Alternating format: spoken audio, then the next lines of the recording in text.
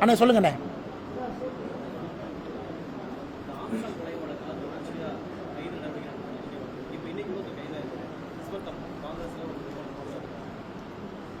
அண்ணா, இந்த ஆம்ஸ்ட்ராங் கொலை வழக்கில்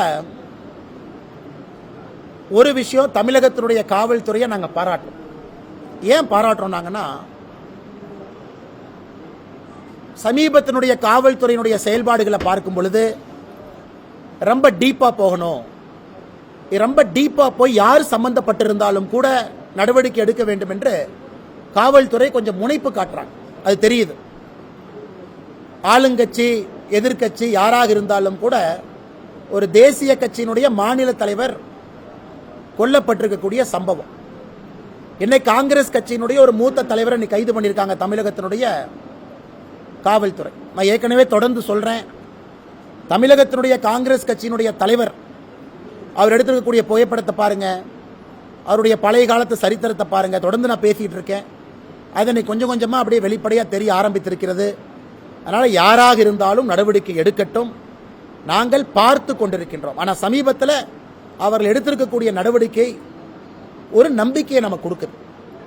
நீட்டா ஹானஸ்டா கிரவுண்டுக்கு போகணும்னு நினைக்கிறாங்க அப்படின்னு. ஆனால் இன்னும் பொறுத்திருந்து பார்ப்போம். இன்னும் ஆழமாக நம்முடைய தமிழக காவல்துறை, குறிப்பாக இந்த வழக்கை விசாரிக்கிறவங்க இன்னும் ஆழமா போட்டும். அதான் எங்களுடைய எதிர்பார்ப்பு. வேற ஏதாச்சும் கேள்வி இருக்கானே?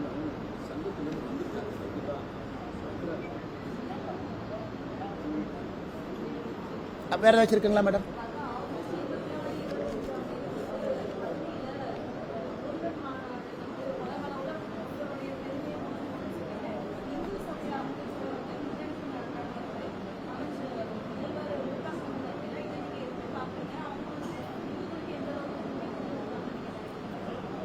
மேடம், என்னை பொறுத்த வரைக்கும் திமுக ஒரு அமைச்சர் சொல்றாரு, எங்களுடைய சமூக நீதி ஆட்சி வந்து ராமர் அவர் காலத்தில் எப்படி ஆட்சி நடந்ததோ அதே போல இருக்குன்னு.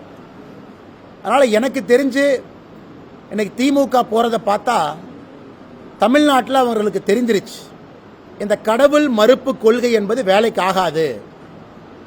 அவர்களுடைய ஆரம்ப காலத்தில் எதை சொல்லி ஆட்சிக்கு வந்தாங்களோ அதையெல்லாம் மாற்ற வேண்டிய கட்டாயம் இன்னைக்கு திமுக தெரிஞ்சிருக்கு. ஏன்னா பாரதிய ஜனதா கட்சியை பொறுத்தவரை எங்களுடைய நடவடிக்கைகள் திமுகவுக்கு ஒரு பயத்தை ஏற்படுத்தியிருக்கு.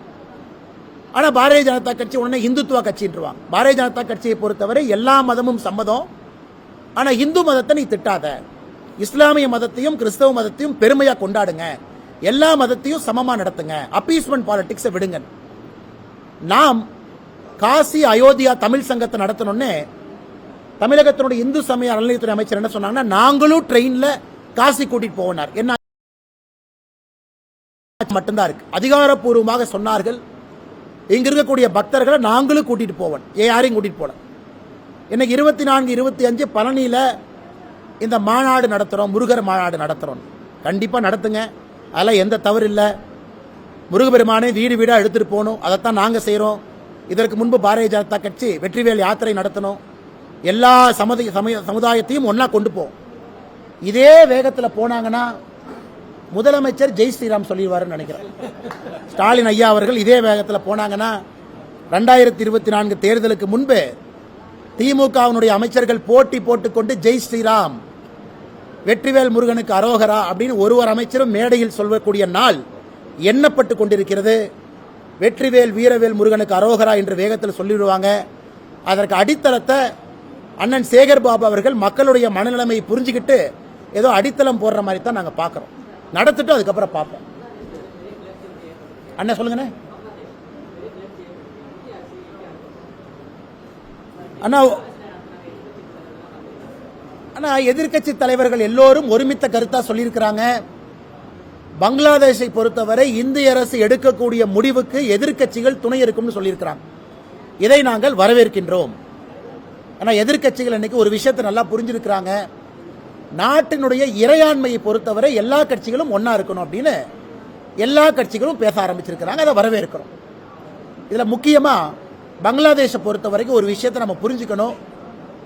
இன்னைக்கு பங்களாதேஷில் ஏற்பட்டிருக்கக்கூடியது எதிர்கட்சிகள் காங்கிரஸ் உட்பட எல்லா கட்சிகளுக்கும் தெரியும். சைனா பாகிஸ்தானுடைய கைவாடம் உள்ள இருக்கான்னு பார்க்கணும். அது பத்திரிகை நண்பர்கள் நீங்களாம் எழுதுறீங்க. இந்தியாவை பொறுத்த வரைக்கும் ஸ்ட்ராங்காக வலிமையாக இருக்கக்கூடிய நெய்பர் நமக்கு முக்கியம். ஆப்கானிஸ்தான் ஒரு பக்கம் தாலிபானுடைய ஆட்சி, சமீபத்தில் நேபாளில் அரசியல் மாற்றம், மால்டிவ்ஸ் சைனாவுடைய ஆதிக்கம், ஸ்ரீலங்கா பொருளாதார பிரச்சனையிலிருந்து இப்போ தான் வெளியே வர்றாங்க, பங்களாதேஷ் உள்ளே பிரச்சனை. இதையெல்லாம் இந்தியாவை பொறுத்தவரை நாம் எல்லோரும் நன்றாக இருக்க வேண்டும் என்று நினைக்கின்றோம். அதனால் வேகமாக அதற்கு ஒரு தீர்வு கிடைக்கணும். அதற்கு எல்லா கட்சிகளும் மத்திய அரசு எடுக்கக்கூடிய முடிவுகளுக்கு துணை இருக்கணும். எதிர்கட்சிகளுடைய நேற்றைய பேச்சு நமக்கு நம்பிக்கை அளிச்சிருக்கு. அதனால் நேர்கோட்டு பாதையில் எல்லா கட்சிகளும் இதை ஒரே இடத்துல அணுகுவாங்கிற நம்பிக்கை அளிச்சிருக்கு.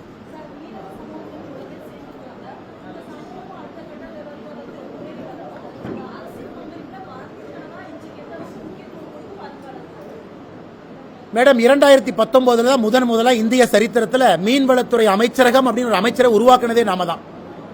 அதில் முதல் இணையமைச்சராக நம்முடைய அண்ணன் முருகன் அவர்கள் இருந்தார். ஆனால் நாங்கள் நிறைய மீனவ சொந்தங்கள் கட்சியில் இணையணும், அவர்களுக்கான அரசியல் அங்கீகாரம் கிடைக்கணும்னு நினைக்கிறோம். அதனுடைய வெளிப்பாடு தான் இது. ஐயா எல்லாம் வந்திருக்கிறாங்க, தலைவர்கள் இணைஞ்சிருக்கிறாங்க.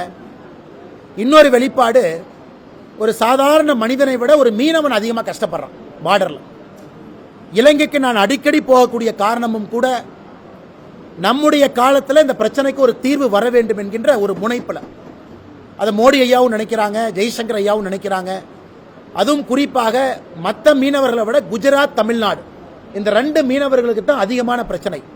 குஜராத் மீனவர்கள் பாகிஸ்தானால் கைது செய்யப்படுறாங்க, தமிழக மீனவர்கள் இலங்கையால் கைது செய்யப்படுறாங்க. அதனால் குஜராத்திலிருந்து வந்திருக்கக்கூடிய மோடி அவர்கள் மீனவர்களுடைய மகத்துவத்தை முழுமையாக புரிஞ்சிருக்கிறாங்க. அதனால் எங்களுடைய காலத்தில் இதற்கு தீர்வு வர வேண்டும், இவர்களெல்லாம் அரசியல் பிரதிநிதித்துவம் பெற வேண்டும் என்று நினைக்கின்றோம். அது நடக்கும். அதே நேரத்தில் இப்போ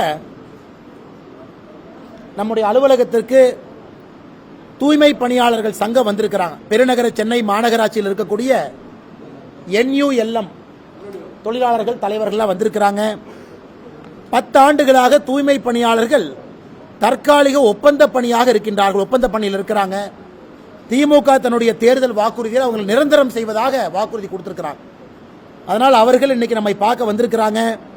இந்த நேரத்தில் பத்திரிகை நண்பர்கள் மூலமாக இந்த NULM தொழிற்சங்கத்துக்கு நாங்கள் கொடுக்கக்கூடிய உத்தரவாதம், உங்கள் கோரிக்கையோடு நாங்கள் துணை இருக்கின்றோம், உங்களை நிரந்தரம் செய்ய வேண்டும் என்பதில் எங்களுக்கும் கருத்து இருக்கிறது.